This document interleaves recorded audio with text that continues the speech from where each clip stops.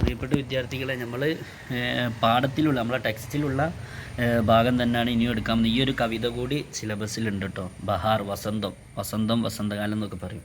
അപ്പോൾ നല്ല മനോഹരമായ അടിപൊളി സിമ്പിൾ പാഠമാണ്. എല്ലാവരും പാഠത്തിലേക്ക് പ്രവേശിക്കാം. ആയാ ഹേ ബഹാർ കാ ജമാന, ബാഗോं के നിഖാർ കാ ജമാന. ആയാ ഹേ വന്നിട്ടുണ്ട്, ബഹാർ കാ ജമാന വസന്തത്തിൻ്റെ കാലം വന്നിട്ടുണ്ട് മക്കളെ. ബാഗോं के നിഖാർ കാ ജമാന പൂന്തോട്ടങ്ങളുടെ ഭംഗിയുടെ കാലം വന്നിട്ടുണ്ട്. നിഖാർ ഭംഗി വന്നിട്ടുണ്ട്. കലിയാൻ ക്യാ ക്യാ ചടക്ക് രഹി ഹേ, പൂമൊട്ടുകളൊക്കെ എന്തുമാത്രമാണ് വിരിഞ്ഞുകൊണ്ടിരിക്കുന്നത്. ചട്ടക്കിന വിരിയുക.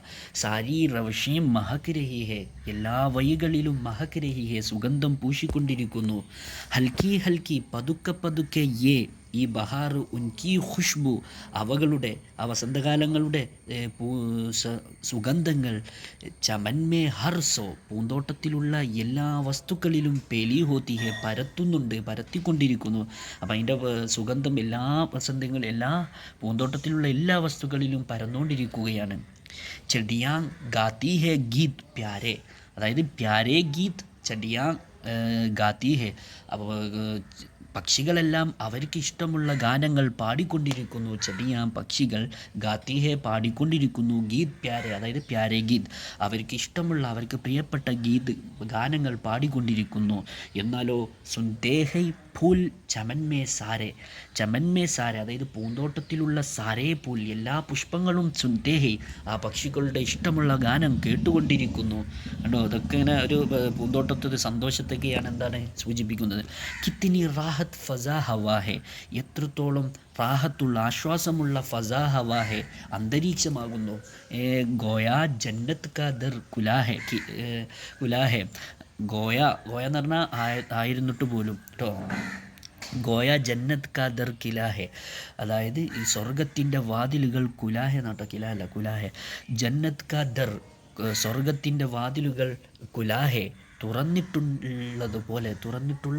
ഗോയ എന്ന് പറഞ്ഞാൽ അവസാനമാണ് അർത്ഥം കേട്ടോ. ഗോയ ജന്നത്ത് കാ ദർ കുലാഹെ, സ്വർഗത്തിൻ്റെ വാതിലുകൾ തുറപ്പിക്കുന്നത് പോലെ. കോലിന തുറക്കുക, കിലാന പറഞ്ഞാൽ തുറപ്പിക്കുക എന്നാട്ടോ.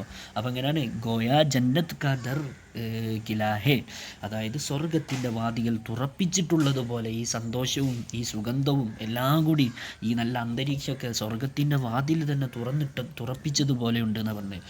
എന്നാലോ ഖുഷ് ഖുഷ് ഹർ ഏക് ആദമി ഹെ, അതായത് ഹർ ഏക് ആദമി, ഓരോ മനുഷ്യരും ഖുഷ് ഖുഷ് ഹെ, സന്തോഷവാന്മാരാകുന്നു.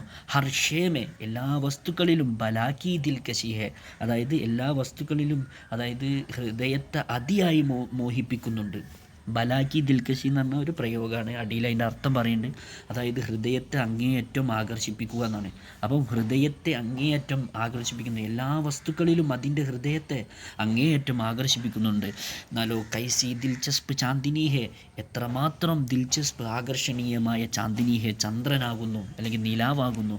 ചാന്ദിനി, നിലാവെന്നുള്ളത് ഏക് നൂർ കി തനി ഹെ, ഒരു പ്രകാശത്തിൻ്റെ അംശം മാത്രമാണ്, ഒരു ചെറിയൊരു ചരട് മാത്രമാണ്, അംശം മാത്രമാണ്. ഹർ ദിൽമേ, എല്ലാ ഹൃദയത്തിലും ഉമങ്ക് കിസ് കദർ ഹെ, സന്തോഷം അല്ലെങ്കിൽ ആഗ്രഹം എത്ര മാത്രമാണ്. ഖദർ എന്ന് പറഞ്ഞാൽ അളവ്, എത്ര അളവാണെന്ന് അർത്ഥം. സബ്ബർ ഹി, എല്ലാവരിലും തന്നെ ബഹാർ കാ അസർ ഹെ, വസന്തത്തിൻ്റെ അടയാളം കാണുന്നുണ്ട്. സഡ്ഖോं पर, റോഡുകളിൽ, ജോ ലോഗ്, ഏതു ജനങ്ങളാണോ, ജാ രഹേ ഹി, പോയിക്കൊണ്ടിരിക്കുന്നത്, അതായത് റോഡുകളിൽ ആരൊക്കെ പോയിക്കൊണ്ടിരിക്കുന്നുണ്ടോ അവരൊക്കെ, അതായത് റോഡ് എന്ന് മാത്രം വെക്കേണ്ട, വഴികളും വെച്ചോളിട്ടോ, വഴികളിലൂടെയും റോഡുകളിലൂടെയൊക്കെ ആരൊക്കെ പോയിക്കൊണ്ടിരിക്കുന്നുണ്ടോ അവരൊക്കെ അഫ്സർ കി ഗസലെ അഫ്സർ കി ഗാ രഹേ എന്ന, അതായത് അഫ്സർ കി ഗസലേൻ, അതായത് അഫ്സറിൻ്റെ ഈ കവിത എഴുതിയ ഒരു കൃതിയാണ്. കവിത എഴുതിയ കവിയത്രിൻ്റെ പേരാണ് അഫ്സർ കി. അപ്പം അഫ്സർ കി ഗസലേൻ ഗാ രഹേ ഹേ, അഫ്സറിൻ്റെ ഗസലുകൾ ഇങ്ങനെ പാടിക്കൊണ്ടിരിക്കുന്നു, അതായത് എല്ലാവരും ഇഷ്ടം കൊണ്ട് ഇങ്ങനെ പാടിക്കൊണ്ടിരിക്കുന്നു എന്നാണ് പറയുന്നത്. ഓക്കെ, അപ്പോൾ പാഠം വളരെ സിമ്പിളാണ്. ഒരു 4-5 മിനിറ്റിനുള്ളിൽ തന്നെ നമ്മളെ പാഠം കഴിഞ്ഞിട്ടുണ്ട്. അപ്പോൾ എല്ലാവരും നല്ല രീതിയിൽ അത് മനസ്സിലാക്കുക. അസ്സലാമു അലൈക്കും.